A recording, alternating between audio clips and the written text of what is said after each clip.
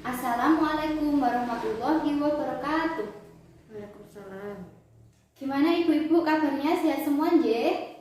Iya. Ya, alhamdulillah. Terima kasih nggih Bu sudah meluangkan waktunya buat hadir di pertemuan peningkatan kemampuan keluarga. Sebelum kita mulai acara P2K2-nya, kita berdoa menurut agama dan kepercayaan masing-masing supaya dilancarkan acara kita sore hari ini. Berdoa dimulai.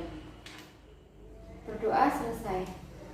Jadi Bu, kita akan meneruskan lanjut ke modul yang kemarin yang belum selesai nggih, modul kesehatan dan gizi. Di modul ini kita akan belajar di sesi yang ke-10, yaitu kesakitan pada anak dan kebersihan lingkungan. Yang belakang kalau nggak kelihatan maju saja tidak apa-apa supaya lebih jelas, soalnya ini kan tidak begitu besar.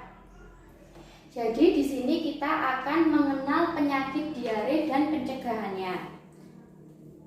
Jadi saya bentuk kelompok gitu, 3-3. Kalau bisa kelompoknya jangan yang bertetanggaan ya. Jadi beda-beda supaya jenengan juga lebih kenal fungsinya kita pertemuan ini, supaya kita bergembira bersama-sama. Soalnya kan di rumah saya tahu urusan jenengan juga banyak, juga ada yang bekerja, ada yang mengurus anak. Jadi di sini kita belajar sambil berbahagia bersama-sama. Jadi sekarang 3-3 mawon ya. Jadi sini Bu Siti, Bu Rani sama Bu Eni, sini Bu Rosida, Bu Yuli sama Bu Nadia.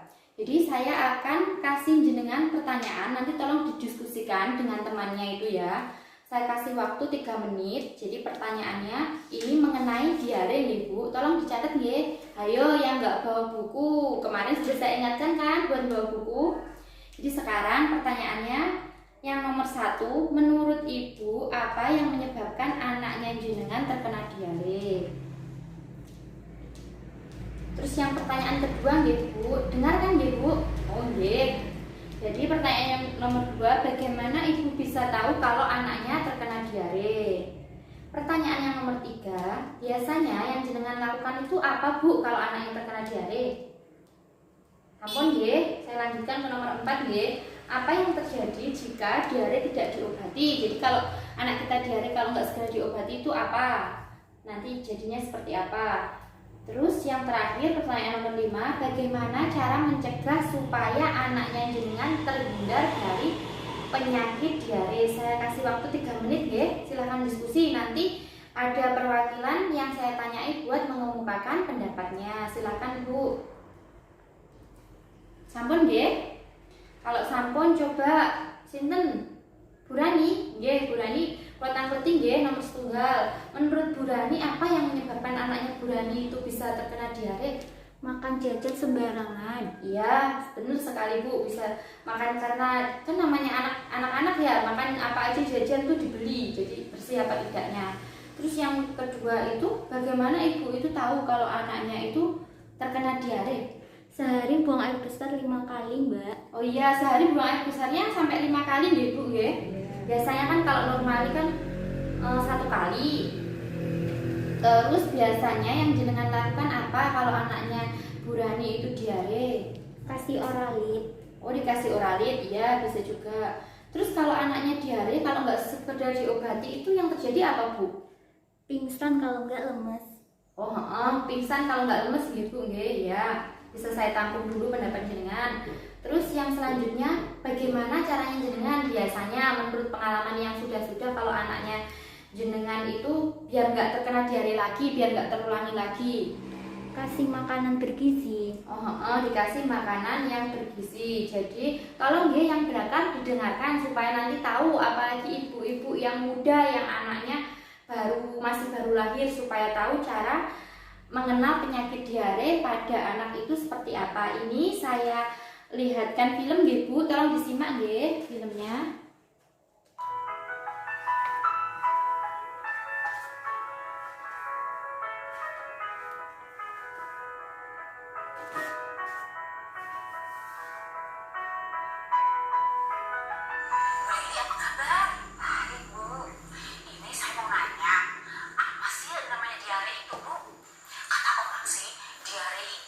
Buang air besar yang encer atau berupa air saja, itu benar Bu? Benar, apalagi kalau terjadi lebih dari 3 kali dalam sehari. Oh, berarti diare itu bahaya ya Bu? Bahaya, anak akan kehilangan cairan dalam tubuhnya. Oh, saya ingat Bu, waktu itu di posyandu, katanya kalau anak kita kehilangan banyak cairan, mengakibatkan tidak sadarkan diri, dan kalau tidak ditanggulangi dengan cepat Bu, akan mengalami kematian. Ih, serem Bu, apa benar Bu Lili? Iya tuh Bu, benar. Padahal Bu, saya pikir kalau anak saya lagi diare itu, tubuhnya lagi berkembang dengan baik, dan itu bagus Bu. Ternyata ada kuman jahat yang masuk dalam anak kita Bu. Kalau anak sudah mulai diare, segera dikasih Oralit, campurkan ke dalam minumannya.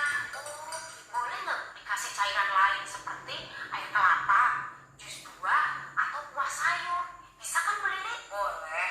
Jangan lupa selain Oralit, tambahkan tablet zinc. Oh gitu ya Bu. Tapi Bu, kalau untuk ibu yang menyusui gimana Bu? Kata orang sih, ASI itu bagus untuk peningkatan daya tahan tubuh anak kita Bu. Tapi kalau anak kita lagi diare terus, apa masih bisa Bu dikasih ASI terus? Kalau anak sudah mulai tidak mau minum dan diarenya tidak berhenti, harus segera dibawa ke fasilitas kesehatan terdekat Bu. Terus anak saya kan sudah makan makanan lain Bu selain ASI. Anak di atas 6 bulan, kalau sudah mulai makan, yang penting kita perhatikan nilai gizinya aja Bu. Iya Bu, waktu itu kan saya ingat Bu Lili pernah bilang kita harus memperhatikan gizi dengan cukup, frekuensi, tekstur, jenis, dan porsi. Benar nggak Bu?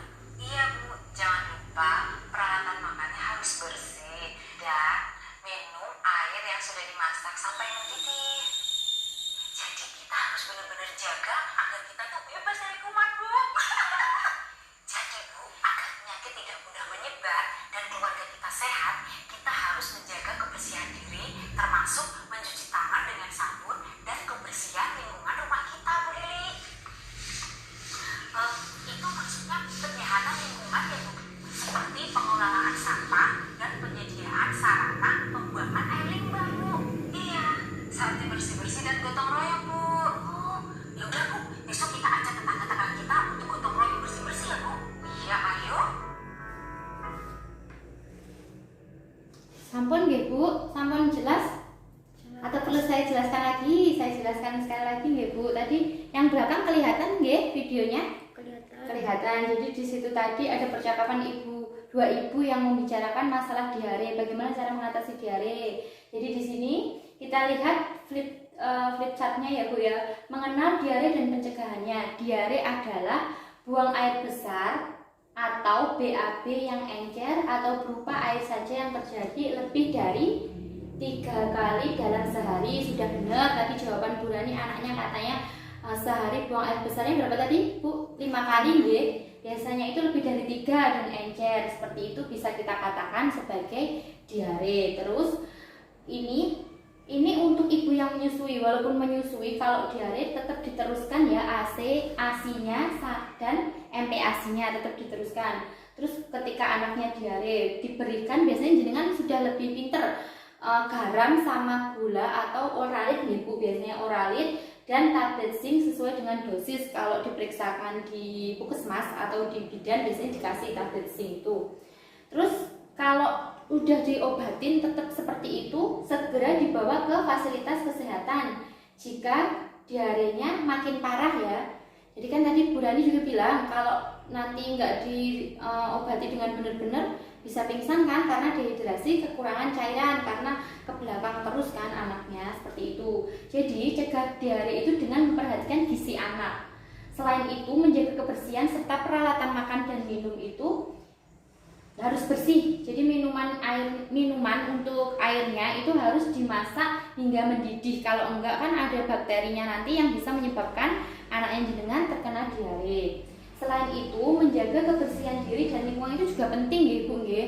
Jadi jenengan untuk mencegah diare itu harus mencuci tangan pakai sabun, BAB di jamban yang sehat, buang sampah pada tempatnya dan penggunaan air bersih sehingga anak itu tumbuh tinggi, sehat, serta cerdas. Jadi jenengan harus memperhatikan betul-betul nih Bu, asupan gizinya untuk anaknya harus matang, misal air juga, terus makanannya harus bergizi, jajannya nggak boleh sembarangan supaya terhindar dari penyakit diare. Ada yang ditanyakan apa mboten Bu?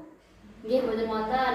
Niki soal sampun sonten, cukup sekian materi dari saya. Saya kira cukup untuk pertemuan hari ini kita belajar soal mengenal diare. Saya ucapkan terima kasih sudah meluangkan waktunya buat hadir di pertemuan kelompok ini. Saya minta maaf dalam mengisi tadi apabila ada perkataan yang tidak sesuai di hati jenengan, tapi tidak ada maksud saya seperti itu. Saya tutup. Wassalamualaikum warahmatullahi wabarakatuh. Terima kasih.